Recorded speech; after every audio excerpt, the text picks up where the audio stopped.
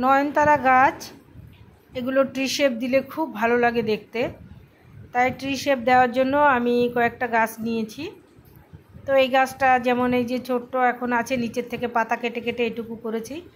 এখন গাছের ডগায় যে কুড়ি এসেছিলো, খুব তাড়াতাড়ি নয়নতারা গাছে কুড়ি আসে, তো উপর থেকে মাথাটা কেটে নিচের পাতাগুলো আমি কেটে দিয়ে এইভাবে করে স্টার্ট করলাম করা। কিছুদিন হলো মাথা কেটে কেটে যতবার মাথা বেরিয়েছে কেটে কেটে দিয়ে রেখেছি। এখন যেহেতু মাথাটা ভারী হয়ে গেছে, তাই গাছে একটা সাপোর্ট কিছু দিতে হবে। আর যেগুলো মাথা বেরিয়েছে ওগুলোকে প্রতিনিয়তই আমি কাটি।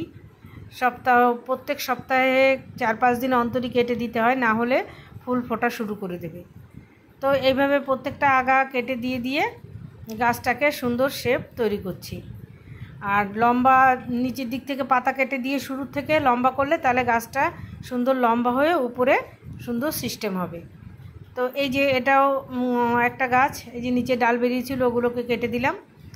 আর যেহেতু গাছ এখনই হেলে যাচ্ছে, এই দেখুন কুড়িও চলে এসছে, তো সেগুলোকে আমি সব কেটে দিচ্ছি। কুড়ি বা ফুলের মায়া করলে হবে না, এটা কেটেই দিতে হবে। যত কাটবেন তত গাছ ঝাড় হবে।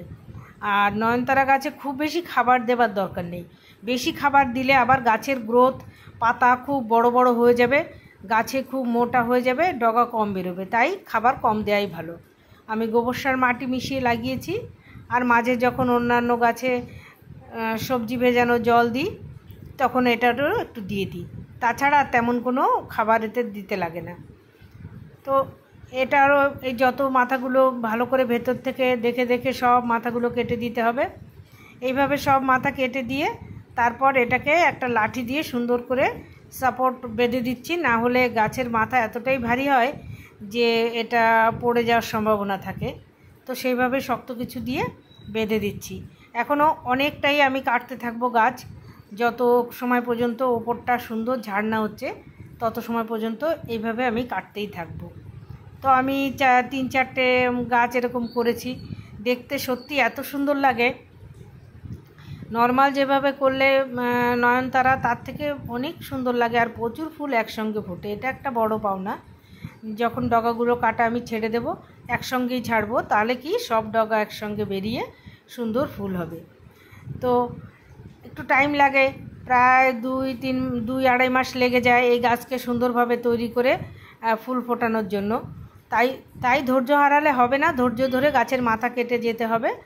আর গাছকে সুন্দর করার জন্য, ফুল পাওয়ার জন্য এটা করতে হবে। এই যে দেখুন এখন একসঙ্গে প্রচুর ফুল ফুটছে। আজ খুব বৃষ্টিতে আমার গাছটা একটু হেলে যেতে চাইছে, সাপোর্টটাও কাজ করছে না। নিচে 2-1টা ইটের টুকরো ঢুকিয়ে সোজা করে রেখেছি। এই যে গাছটা দেখছেন, এটা সবচেয়ে বেশি ঝাড় হয়েছে।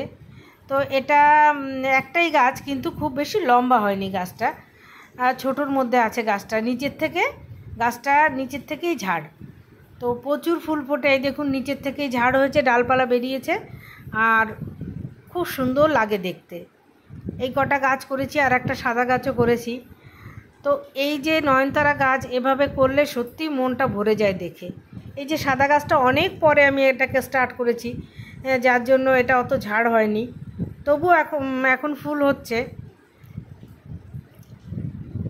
এই যে দেখুন খুব সুন্দর গাছ, খুব বৃষ্টি হচ্ছে, তার মধ্যেই আমি গাছের ছবি তুলতে এসেছি, কারণ কালকে হয়তো ফুল বেশিরভাগই নষ্ট হয়ে যাবে, তাও অনেক ফুল পড়ে গেছে। তো এইভাবে আপনারা চাইলে ট্রি শেপের নয়নতারা করতে পারেন। বাগান আলো করে ফোটে এই গাছে যে ফুল সত্যি বাগান আলো করে দেয়। এগুলো তো আমার একটাও কেনা গাছ না, টবের গোড়ায় হয়েছে, সেগুলোর থেকেই আমি নিয়েছি। তার ভেতরেই 2-1টা অন্যান্য জাতের হয়েছে। কেমন লাগলো ভিডিও? ভালো লাগলে জানাবেন।